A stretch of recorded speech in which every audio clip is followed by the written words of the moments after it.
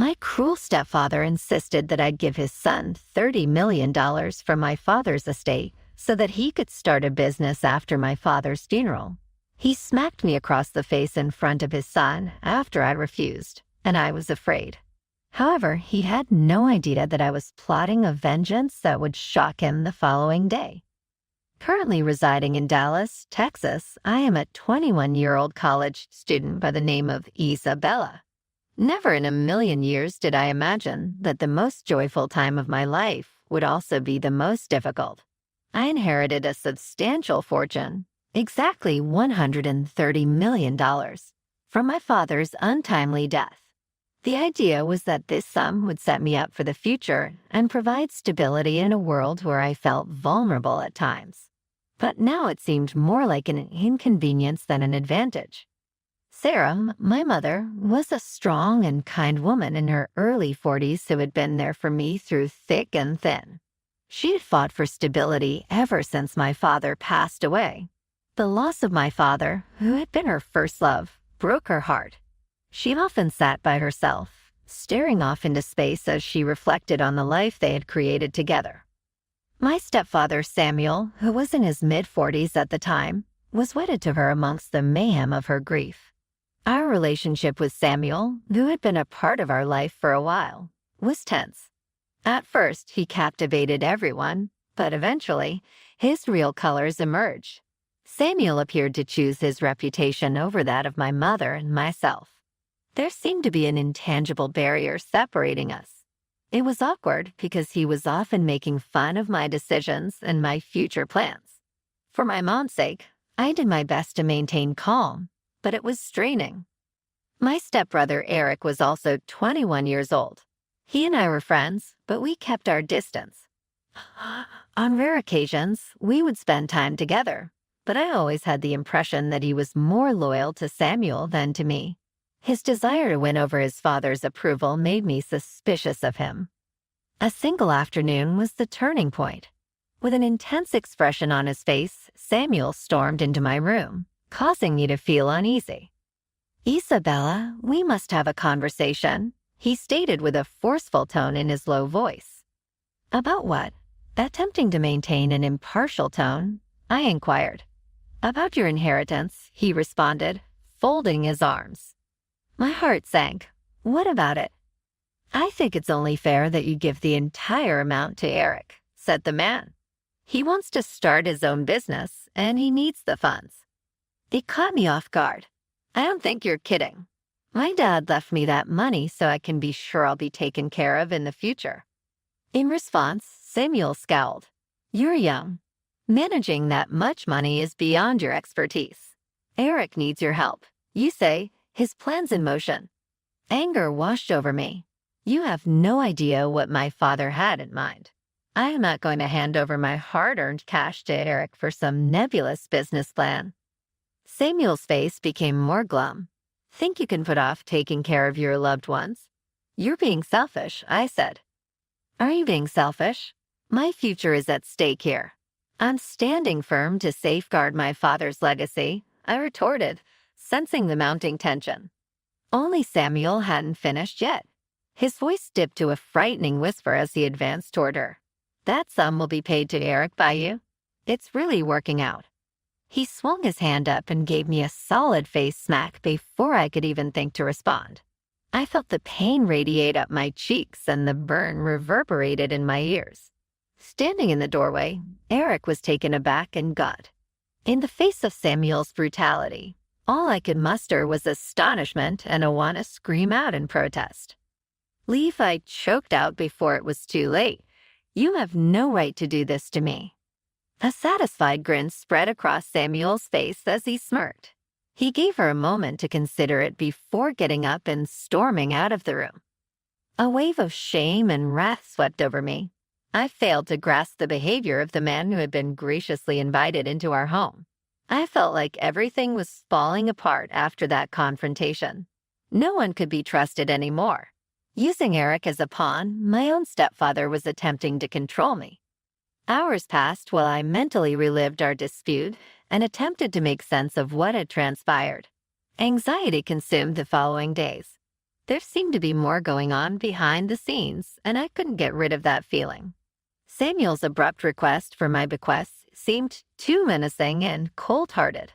I made up my mind that I needed to look into his actions more thoroughly.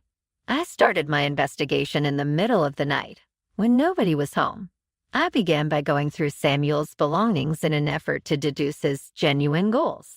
I scoured his office for documents that might shed light on his business dealings with money. Research and restless nights consumed the days. Emails exchanged between Samuel and Lisa were discovered by me. I felt my stomach turn as they discussed some dubious topics.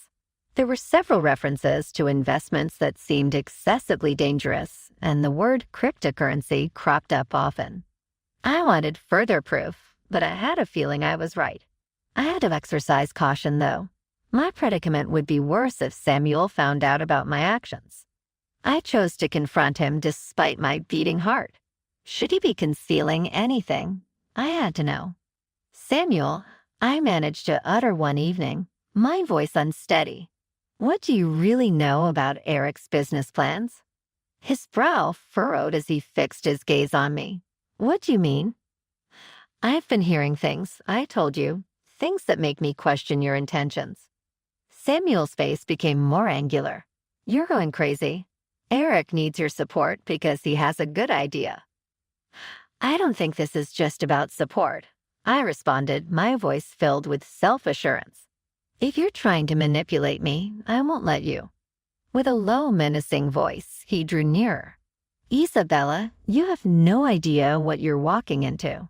You should know better than to meddle in this family business." A shiver went down my spine, but I refused to budge. I was obligated to safeguard the legacy of my father. I felt like I had reached a turning point as I walked out of the room. Samuel couldn't have complete control over my life. I couldn't sit on my hands. If he was hiding anything, I needed to find out what it was. I was hell-bent on winning this fight, and it was only going to get worse from here. Days became a swirl of feelings, and nights became restless. My stepfather, Samuel, seemed to be the master manipulator, and I was ensnared in a nightmare-like situation. I could still feel the sting of his smack, a sobering reminder that he would resort to any means necessary to achieve his goals. I would no longer allow him to control me. I shifted my attention to Samuel's dubious activities since I was hell-bent on finding out the truth. In order to solve the mystery of his life, I devoted all of my free time to collecting evidence. Being a private investigator in my own house was an exciting and terrifying experience. Sarah, my mom, would get preoccupied with her own sorrow and forget about my dad on a frequent basis. I preferred not to bring up my suspicions with her at the moment. She already had a lot on her plate. As I was going through Samuel's emails, one night I came across something that made me shudder.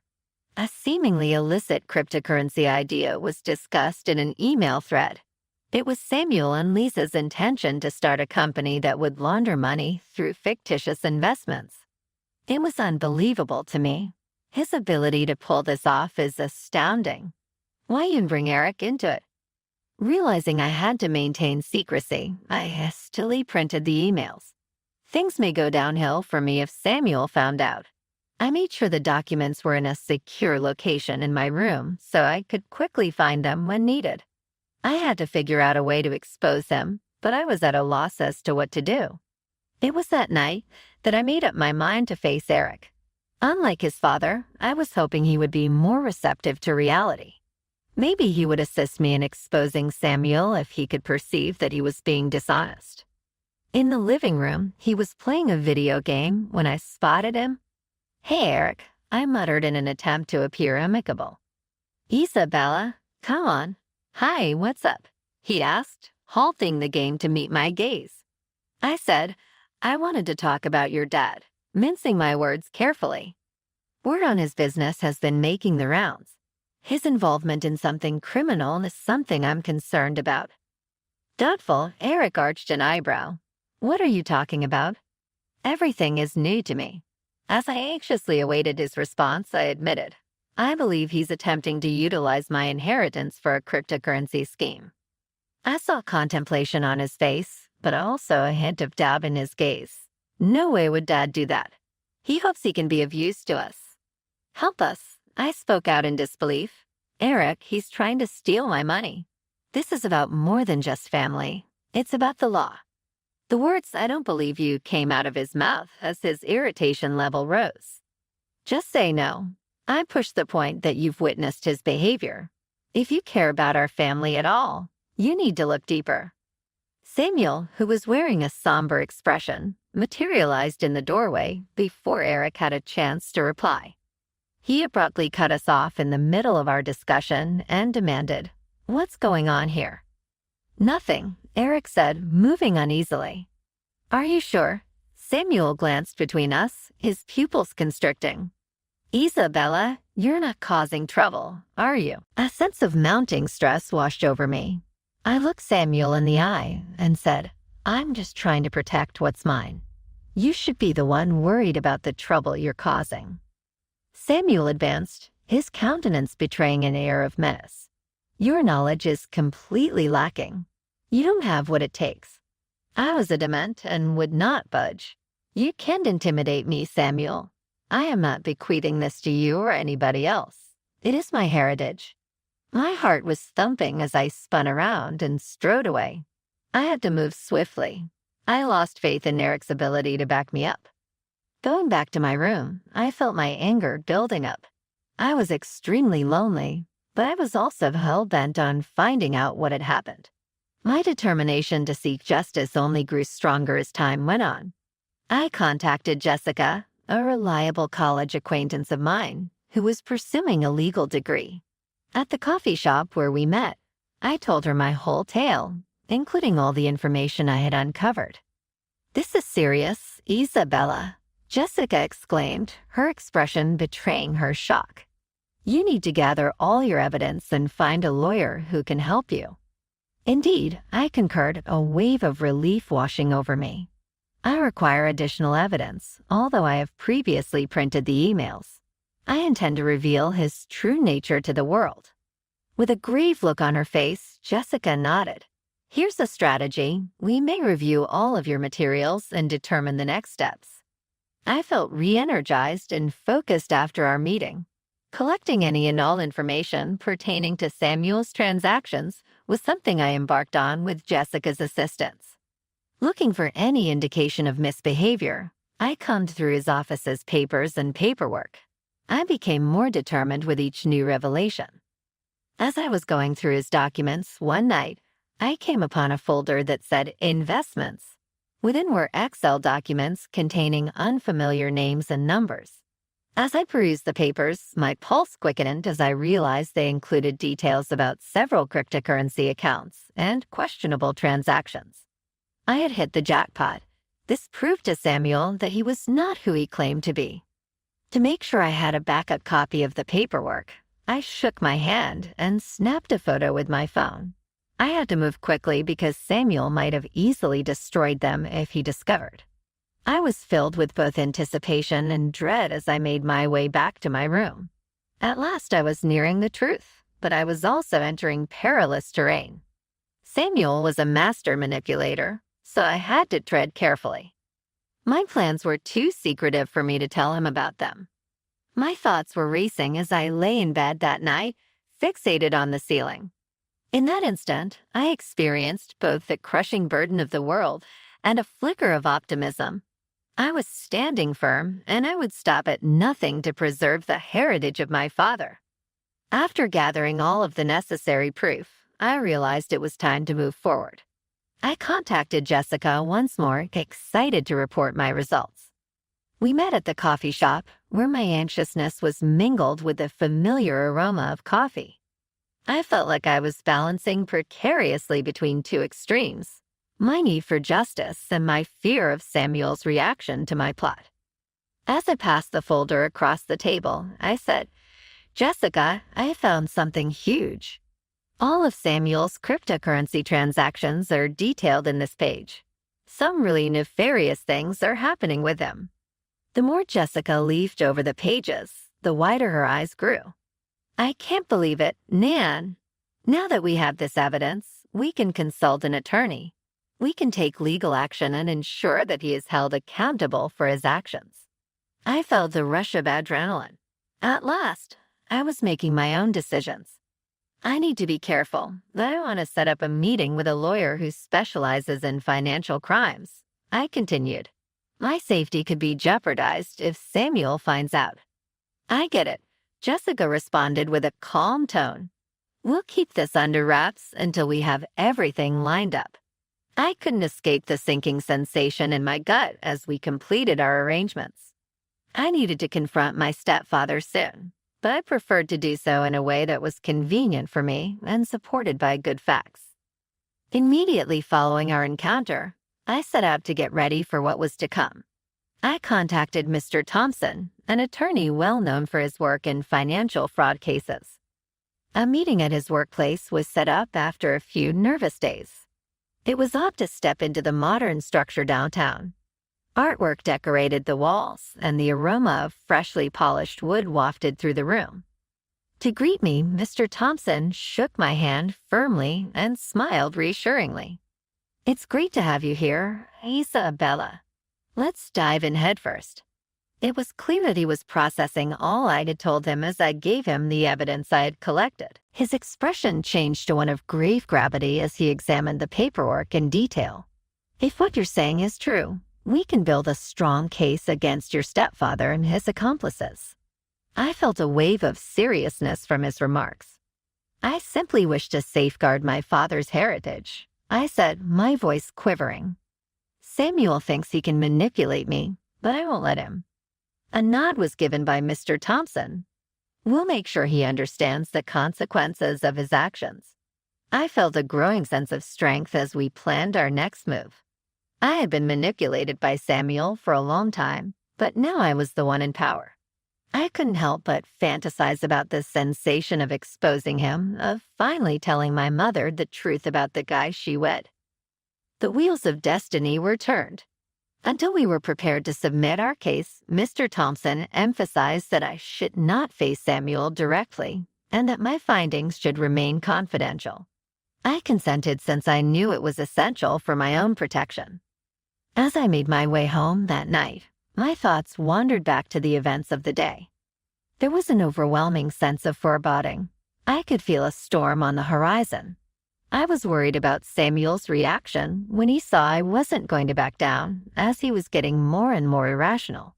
Upon my return home, I discovered Eric in the living room, serving as a diversion from my train of thinking. He glanced up from his phone and said, "Hey, Isabella. What's up?" I said, "Not much," attempting to come out as unconcerned. "Just studying." He gave a little nod before asking, "Are you and Dad okay?" His behavior has been peculiar as of late. When deciding how much to divulge, I was hesitant. "Just some family stuff," I murmured incoherently. Concerned, Eric refrained from pressing the issue any further. With genuine sincerity, he added, "If you need to talk, I'm here." "Thanks, Eric," I said under my breath like a pretzel. This was more than just a family dispute, though. Seeking justice and safeguarding my father's legacy were paramount.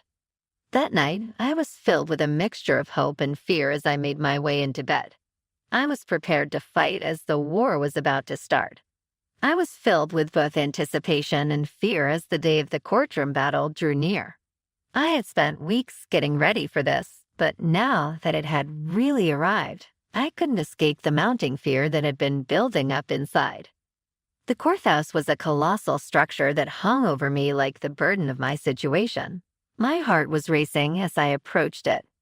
Having Jessica there to reassure me that I wasn't fighting this battle alone was a huge relief when we met outdoors. She told me, "You've got this, Isabella," as she put her comforting hand on my shoulder. "Just stay focused on the evidence and remember why you're doing this." The atmosphere in the courtroom was heavy with tension as we entered.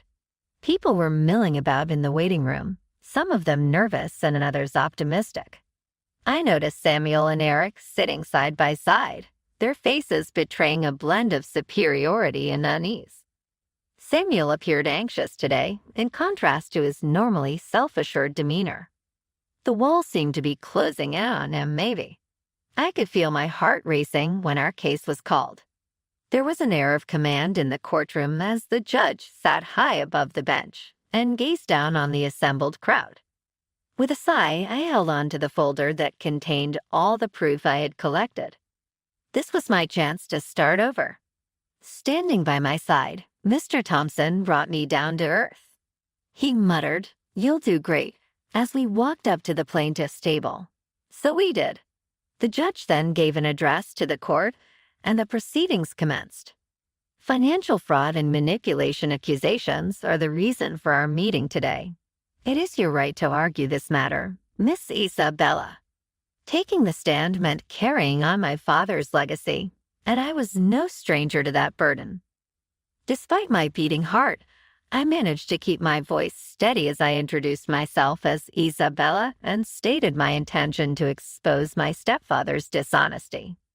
Samuel has been using my inheritance to fund illegal activities, including a cryptocurrency scheme. The courtroom was watching me with a mix of interest and support. I went on to explain what had happened leading up to this point, stressing the brutality I had suffered at Samuel's hands. I presented the judge with the hard copies of the communications and bank records. In these emails, Samuel and his accomplice Lisa discussed several topics.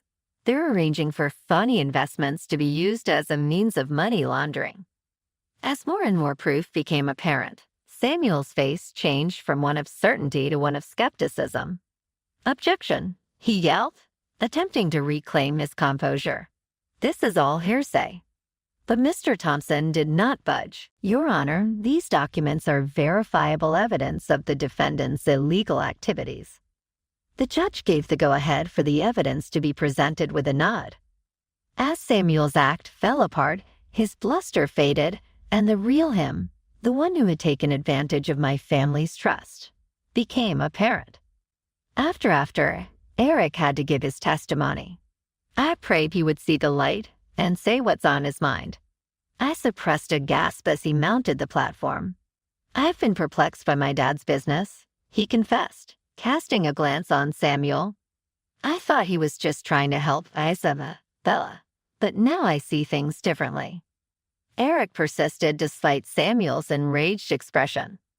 "I refuse to participate in this any longer. Isabella has my support." Everyone went silent. It was a turning point, and things started to turn in my favor.